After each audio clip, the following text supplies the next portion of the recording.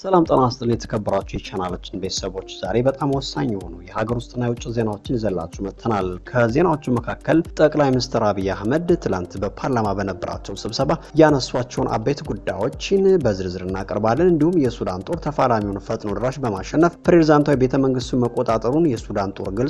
እንዲሁም ምርጫ ለመመረጥ ብሎ አንድ ዶሮ ለአንድ ቤተሰብ መስጠቱን በመስጠት የተመረጠው የአውሮፓ ከንቲባ ዜናዎችን ይዘላችሁ ቀርበናል። ቻናላችንን ሰብስክራይብ፣ ላይክ፣ ሼር በማድረግ እንዲተባበሩን እንጠይቃለን። አሁን ወደ ዜናችን እናልፋለን።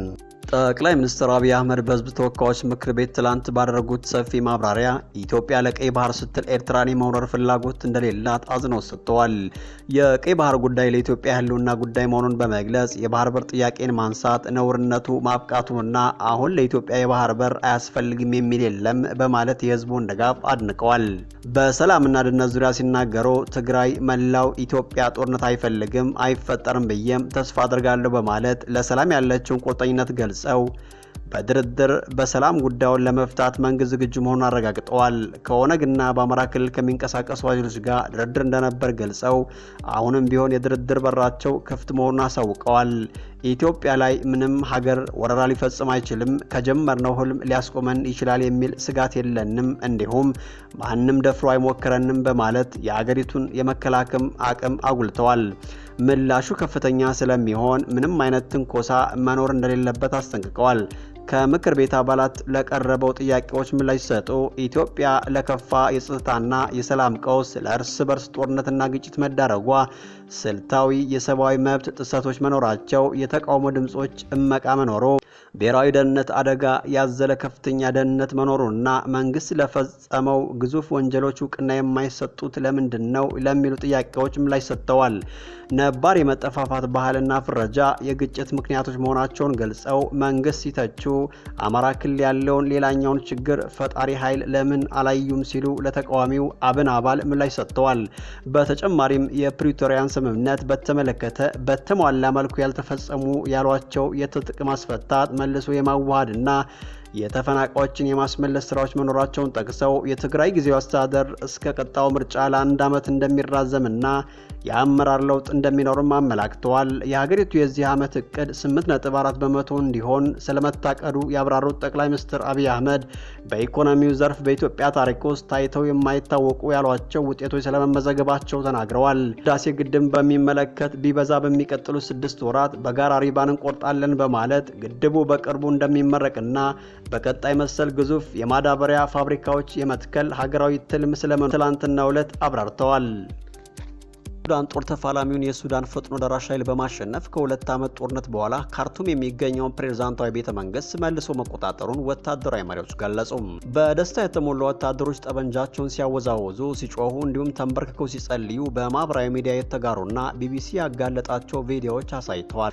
በፈጥኖ ደራሹ ተሸንፎ ከመዲናዋ ተባሮ የነበረው የሱዳን ጦር ከ2 ዓመት በኋላ መዲናዋን ካርቱምን መልሶ ለመቆጣጠር የተቃረበ ይመስላል። የሱዳን ፈጥኖ ደራሽ ኃይል እስካሁን አስተያየት አልሰጠም። የጦሩ ቃል አቀባይ ነቢል አብደላህ በመንግስታዊ ቴሌቪዥን እንደተናገሩት ሰራዊታቸው በማዕከላዊ ካርቱም የሚገኘውን ቤተ መንግስትና ሚኒስቴር መስሪያ ቤቱን ተቆጣጠረ። ሰራዊታችን የጠላት ተዋጊን ድባቅ በመምታት ከፍተኛ መጠን ያለው የጦር መሳሪያን ማርኳል ብለዋል ቃል አቀባዩ። ካርቱም ለበርካቶች ህይወት መቀጠፍ የሆነውን የአገሪቱን የእርስ በርስ ደም አፋሳሽ ጦርነት ከ2 ዓመት በፊት የተጀመረባት እንዲሁም ከፍተኛ ፍልሚያዎች የተካሄዱባት ናት። ጦርነቱ ከተጀመረበት ጊዜ ጀምሮ ፈጥኖ ደራሹ ኃይል አብዛኛውን የካርቱምን ክፍል እንዲሁም የሱዳንን ምዕራባዊ ክፍል ተቆጣጥሮ ቆይቷል። ለሱዳን ጦር ተፋላሚዎች ካርቱምን ማስመለስ ትልቅ ድል እንዲሁም በግጭቱ ወሳኝ ምዕራፍ ነው። ጦሩ ከቅርቡ ሳምንት ወዲህ በማዕከላዊ ሱዳን አንዳንድ ድሎችን አስመዝግቧል። ሐሙስ ዕለት በሪፐብሊካን መንግስት አቅራቢያ የሰው አልባ አውሮፕላኖችና የአየር ጥቃቶች ፍንዳታዎች ማስከተላቸውን የአይን እማኞች ተናግረዋል። የፈጥኖ ደራሹ ኃይል አዛዥ መሐመድ ሐምዶን ደጋሎ ሄሚቲ ቅዳሜ ዕለት በቪዲዮ ባስተላለፉት መልእክት በሰራዊታቸው ቁጥጥር ስር የነበሩትን የፕሬዝዳንታዊ ቤተመንግስትና አካባቢውን ለመከላከል ቃል ገብተው ነበር። በተለይም የሰሜን ከተሞችም ተጨማሪ ጥቃቶች ሊኖሩ እንደሚችሉ አስጠንቅቀዋል። ተፋላሚ ኃይሎቹ ስትራቴጂካዊ ቦታዎችን ለመቆጣጠር በሚል በውጊያው እንቀጥላለን ማለታቸውን ተከትሎ በርካታ የሰላም ጥረቶች ፍሬ ሊያፈሩ አልቻሉም። ጦርነቱ በዓለማችን ላይ ከፍተኛውን የሰብአዊ ቀውስ ማስከተሉን የተባበሩት መንግስታት ድርጅት ያስታወቀ ሲሆን ጦሩም ይህን ፈጥኖ ደራሽ ኃይል ሰፋ ያለ የሰብአዊ መብት ረገጣን ፈጽሟል ብለው ከሰውታል። በአውሮፓ አህጉር ውስጥ ያሉ አንዳንድ ከተሞች የምግብ ብክለትን ለመቀነስ ለአካባቢ ዘላቂ አስተዋጽኦ ለማድረግ እና ለነዋሪዎቻቸው የኑሮ ሁኔታ ለማሻሻል የሚያስችል ልዩ የሆነ አካሄድ በመከተል ላይ ይገኛሉ። ይህ አካሄድ ዶሮዎችን በነፃ ለነዋሪዎች በማደል ላይ ያተኮረ ሲሆን በተለይም በፈረንሳይና በቤልጅየም ከተሞች ውስጥ በስፋት እየተተገበረ ይገኛል። ይህ አካሄድ በሌሎችም የአውሮፓ ክፍሎችም ተቀባይነት እያገኘ ሲሆን ለወደፊት ሰፋ ያለ ተቀባይነት ይኖረዋል ተብሎ ይጠበቃል። ለምሳሌ ያክል በፈረንሳይ የምትገኘው ኮልማ ከተማ ከ2015 ጀምሮ ለነዋሪዎቿ ዶሮዎችን በነፃ እየሰጠች ትገኛለች። ይቺ ከተማ አንድ ዶሮ ለአንድ ቤተሰብ በሚል መሪ ቃል የምርጫ ቀስቀሳ በማካሄድ የምግብ ብክለትን ለመቀነስና የከተማዋን ነዋሪዎች ዶሮ እንዲያረቡ ለማበረታታት ያቀደችውን እቅድ ተግባራዊ አድርጋለች። ሌሎች እንደ ፒንቺ፣ ሙስክሮን እና አንትሮፕ የመሳሰሉ ከተሞችም ተመሳሳይ አካሄድ በመከተል ላይ ይገኛሉ። እነዚህ ከተሞች ዶሮዎችን በነፃ በማደል የምግብ ብክለትን ከመቀነስ ባለፈ ለነዋሪዎቻቸው ዘላቂ የሆነ የምግብ ዶሮዎችን የምግብ ትርፍራፊን ስለሚመገቡ የምግብ ብክለትን ለመቀነስ ይረዳል። የተረፈ ምግብን መበስበስን በመቀነስ ሚቴን ልቀትን ለመቀነስ ይረዳል። በተጨማሪም ዶሮዎች እንቁላል ስለሚጥሉ ነዋሪዎች ትኩስ እንቁላል ያገኛሉ። ይህም የቤተሰብን የምግብ ፍጆታ ያሻሽላል።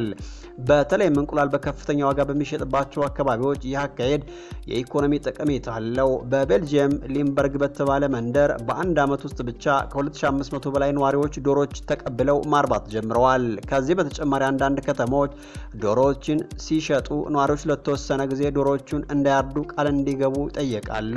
ይህ አካሄድ ዶሮዎችን ለረጅም ጊዜ እንዲያረቡና ዘላቂ የሆነ ጥቅም እንዲያገኙ ለማበረታታት ያለመ ነው። በአጠቃላይ ዶሮዎችን በነፃ በማደል የአውሮፓ ከተሞች የምግብ ብክለትን ለመቀነስ ለአካባቢ ጥበቃ አስተዋጽኦ ለማድረግና ለነዋሪዎቻቸው የኑሮ ሁኔታን ለማሻሻል የሚያደርጉትን ጥረት አካል ነው። ይህ አካሄድ ለወደፊቱም በሌሎች ከተሞች ተስፋፍቶ ዘላቂ የሆነ ለውጥ ያመጣል ተብሎ ይጠበቃል።